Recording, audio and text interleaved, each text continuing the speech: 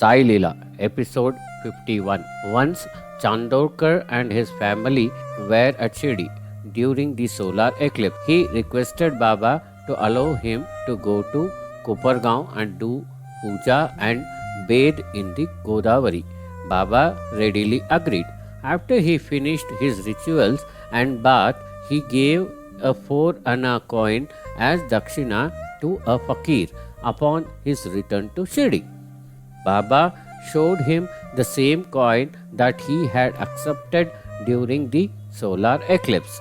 Dr. Talwarkar was a devotee of Baba. On one of his visits to Shirdi, Baba blessed him and gave him Udi. This Udi he preserved carefully. He began his practice and would see patients only after doing Baba's puja. He became famous as he cured many serious patients. One day, a serious patient came for treatment to him as a last resort. Many a doctor had treated him and failed. The patient was in the terminal stage, but his relatives had pinned their hopes on Dr. Talwarkar. He pacified the relatives and gave the patient some medicine. Then he prayed to Baba, Baba, only your grace can save and cure this patient, he said. With this, he gave the relatives 3 packets of Baba's Udi. Give him 1 packet of Udi mixed with water internally for 3 consequent days. He instructed. The relatives did as advised and their patient gained consciousness. The doctor made a house call on the 3rd day only to see that the patient had improved considerably. Then he prescribed some medicines and the patient recovered gradually and fully cured. When the patient came for the final checkup, the doctor told him that he had not saved him and took the patient to Shirdi. When they entered Dwarkamai, the doctor pointed towards Baba and said, he saved you from death. The patient ran to Baba and fell on his feet. Once in Shirdi, Kendriya granary in the field caught fire. During midday, Baba told him to go to the field and see to its closure. He has gone and returned saying that there was no fire in the field. But Baba told him, look there, the blaze of fire.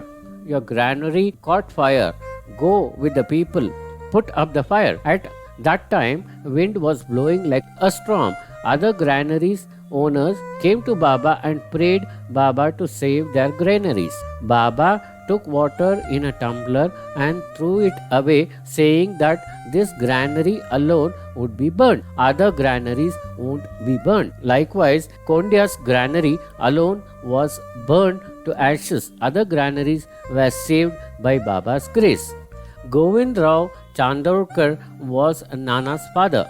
He, like his son, was a deputy collector and lived in his house in Kalyan. Once it so happened that there was some misunderstanding between him and the local Muslims. Upset with this, he told all his family members not to associate with any Muslims. His word was law at home. So, the family distanced themselves from their Muslim friends and neighbors. At that time, Nana was away on tour. When he returned, the family warned him about the turn of events and informed him of his father's decision. This made Nana quite uncomfortable as he knew that his father thought that his guru, Sai Baba, was a Muslim. He racked his brains as to how to convince his father that Baba was neither Hindu nor a Muslim. But far above that, he was uncertain of his father's response and he felt that he would rather die than to forsake Baba. None other less, he told his father that he would like to discuss something with him. He couldn't believe his ears what his father said. My guru is Sakharam Maharaj, but he isn't your guru. But Baba is. So even if Sai Baba is a Muslim, he is still your guru. and you may most certainly continue worshipping him. There is no objection from me on this." Nana gratefully thanked his father. He was overjoyed and amazed at the way Baba gripped his father's orthodox mind and changed it for the better. What was it that his guru could not do? Time and again, Baba has changed people's mind and their whole life. Megha, the Gujarati Brahmin, was sent to Baba by Hari Vinayak Sate, but Megha was sure that he would descend into hell because he would have to prostrate before a Yaman. Baba to him was Arvinda, whose ears are not pierced, living in a masjid. Megha went to Shirdi because his master forced him to. Reluctantly, he went to Dwarka Mai and Baba rode at him, saying, "You are a high-class Brahmin and I am a meanest of mean, a Yavan. You will be polluted. So go back this very moment." This was a show of Baba's Rudra Roop. He was waiting to develop Megha spiritually. Thus he did by working on him mentally and showing him Leela after Leela. Megha, on the other hand, was changed for life. He saw Shiva in place of Baba. Every time he did Aarti with utter devotion and concentration. He stood on one leg with the Pancharati in the right hand and the bell in the left. He did Baba's Aarti till his Samadhi in 1912. Sri Govind Swami alias Bahu Swami was an employee in Madras Electric Tramways.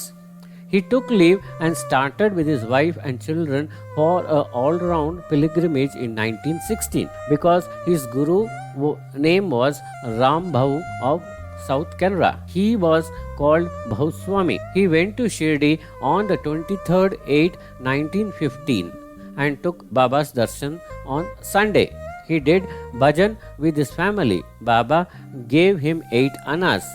He would get ₹2 in cash and barfi worth ₹2 from Baba daily. He sold off the barfi at once for ₹112 to the shopkeepers. He kept a diary for all these. This is all the diary. 3rd September 1915, he got a wonderful dream and thereby became Baba's devotee. Dr. Pillai told him to give in writing the details of the dream. He wrote it out at Shirdi and gave it to Dr. Pillai.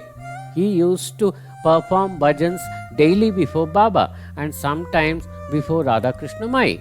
He was highly appreciated. He was given a Marathi book containing the life of Baba by Radha Krishna Mai. Here we come to end of Sai Leela episode 51. Om Sai Ram.